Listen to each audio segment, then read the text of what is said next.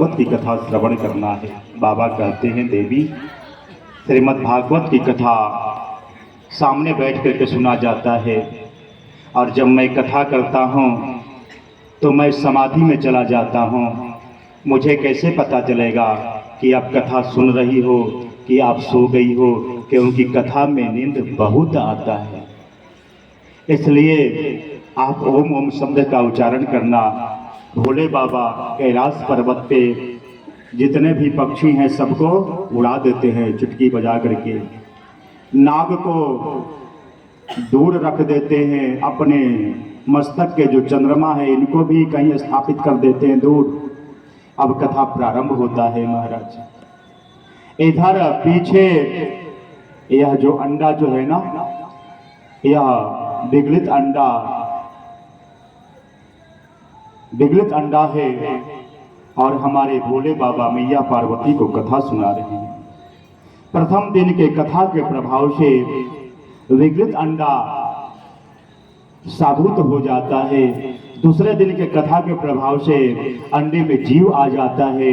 तीसरे दिन के कथा के प्रभाव से अंडा से जीव बाहर आ जाता है। और चौथे दिन तो हमारे कन्हैया का जन्म उत्सव मनाया जाता है। हमारे कन्हैया का जन्म होता है और जैसे ही यह सुग्गा का बच्चा कृष्ण जन्म की कथा को सुनता है, कूदने लगता है, नाचने लगता है, प्रसन्नचित्त हो जाता है। और जैसे ही 7वें दिन की कथा प्रारंभ होता है, 6 दिन से मैया एक आसन पे बैठ कर की कथा सुन रही है, मैया को नींद आ जाता है। मैया सो जाती है। अब इधर यह जो सुग्गा का जो बच्चा है यह सोचता है कि अरे मैया तो सो गई, अब तो भोले बाबा कथा सुनाना बंद कर देंगे। इसलिए सुग्गा मैया के ही आवाज में ओम ओम शब्द का उच्चारण शुरू कर देता है।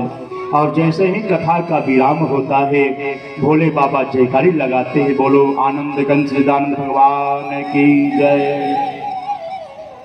मैया का नींद खुल जाता है, मैया नींद से बाहर आती है। जिस समय मैया सोई हुई थी उस समय भोले बाबा कथा सुना रहे थे। उद्धव जी को भक्ति की बातें बता रहे थे।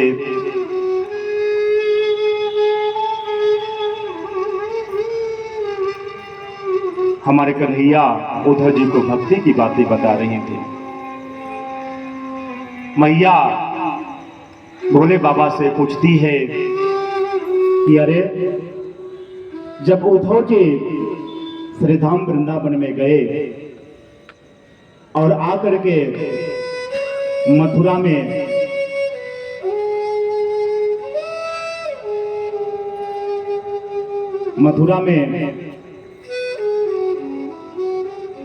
जब कन्हैया से कहते हैं कि आप कितना निष्ठुर हैं कि गोपियां, छोटे छोटे ग्वाल बाल, गौ माताएं, यशोदा मैया आपसे कितना प्रेम करते हैं। आपके वियोग में, आपके प्रेम में उनकी आंखों से पनारा बह रहा है और आप कितने निष्ठुर हैं कि आप मथुरा में हैं। इसके बाद की कथा आप सुनाइए ना। भोले बाबा कहते हैं क्या मतलब? मैया कहते हैं कि बाबा मैं तो सो गई थी ना। अरे आप सो गए थे तो ओम ओम शब्द का उच्चारण कौन कर रहा था? भोले बाबा देखते क्या है कि पीछे एक सुग्गा का बच्चा है और भोले बाबा को देख करके मुस्कुरा रहा है। कहता है बाबा मैंने तो अमर कथा का पान कर लिया। भोले बाबा को गुस्सा आता है और भोले बाबा उस सुग्गे को मारने के लिए जैसे ही खड़े होते हैं, मारने के लिए सुग्गा उड़ जाता है महाराज। और उड़ते उड़ते सम्याप्रास में पहुंचता है। सुबह सुबह की बेला है और व्यास जी की धर्मपत्नी सुबह सुबह नींद से बाहर हुई हैं, नींद से जगी हैं और जैसे ही जम्हाई लेती आ करती हैं, उसी समय छोटा सा सुग्गा का बच्चा व्यास जी के धर्म पत्नी के मुख में सीधे जाकर के प्रवेश कर जाते हैं और गर्भ में जाकर के निवास करना प्रारंभ कर देते हैं। इधर भोले बाबा चारों तरफ देखते हैं, लेकिन यह सुग्गा का बच्चा दिखाई उन्हें नहीं देता है।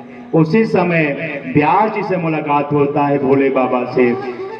भोले बाबा सारा वृतांत व्यास जी को कह सुनाते हैं।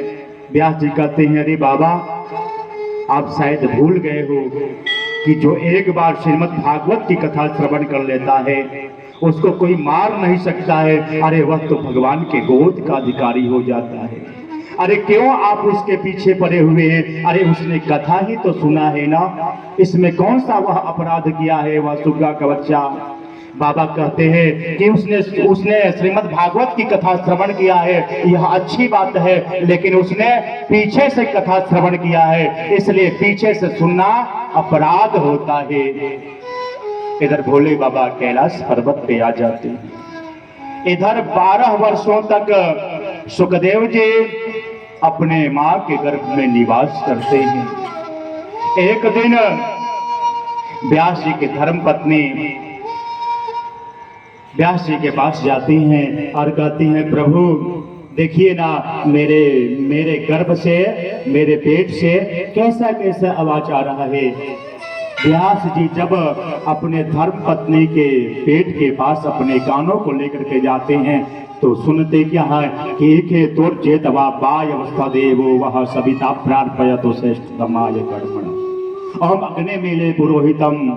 लगातार वेद ध्वनि चल रहा है, वेद वेदांत का पाठ चल रहा है गर्भ में ही। व्यास जी कहते हैं, देवी हमें लगता है कि तुम्हारे गर्भ में कोई महान पुरुष आ गए हैं। व्यास जी की पत्नी कहती है, अरे यह बात तो मैं आज विगत 12 वर्षों से सुन रही हूं, अरे कब यह बाहर आएंगे? इधर व्यास जी और व्यास जी की पत्नी सुखदेव जी से निवेदन करती हैं, बेटा बाहर आ जाओ।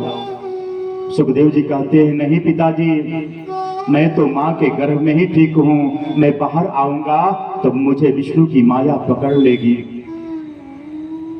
लेकिन जब बार बार व्यास जी निवेदन करते हैं तो सुखदेव जी बाहर आते हैं और सीधे वन के लिए प्रस्थान कर जाते हैं। और व्यास जी सुखदेव जी को वापस लाने का बहुत प्रयत्न करते हैं, फिर भी सुखदेव जी को लाने में समर्थ हो जाते हैं। ऐसे वितरागी संत श्री सुखदेव जी को हम सब प्रणाम करते हैं। पुनः हम उसी प्रसंग पर चलते हैं। शौनकादि ऋषियों के प्रश्नों का उत्तर दे रहे हैं। प्रथम प्रश्न था कि मानव के लिए परम धर्म क्या है? तो कहते हैं सूत जी महाराज, शवै पुंसा पर धर्म यतो भक्तिरथोक्षजे अहैतुक्य प्रतिहता यजात्मा संप्रसीदति। मानव के लिए परम धर्म है श्री कृष्ण के चरणों में प्रीत होना, प्रेम होना। वह भी प्रेम कैसे होना चाहिए? तो निष्काम होना चाहिए, जिसमें कोई कामना न हो। हम भागवत इसलिए न सुने कि हमारा दुकान चल जाए, हमारे घर नाती पोता हो जाए, हमारा मकान बन जाए, हम सबसे अधिक धनवान हो जाए। अरे हम भागवत इसलिए सुने कि हमें श्याम सोलोने से प्रेम हो जाए, भगवान की कृपा हमारे ऊपर सदैव बनी रहे। और जापे कृपा राम के होई, जापे कृपा कृष्ण के हो, जापे कृपा कृष्ण के होई, तापे कृपा करे सब कोई। जिस पे हमारे कृष्ण की कृपा हो जाती है, जिस पे हमारे राम की कृपा हो जाती है, उस पे सकल संसार उसके ऊपर कृपा बरसाता है। दूसरा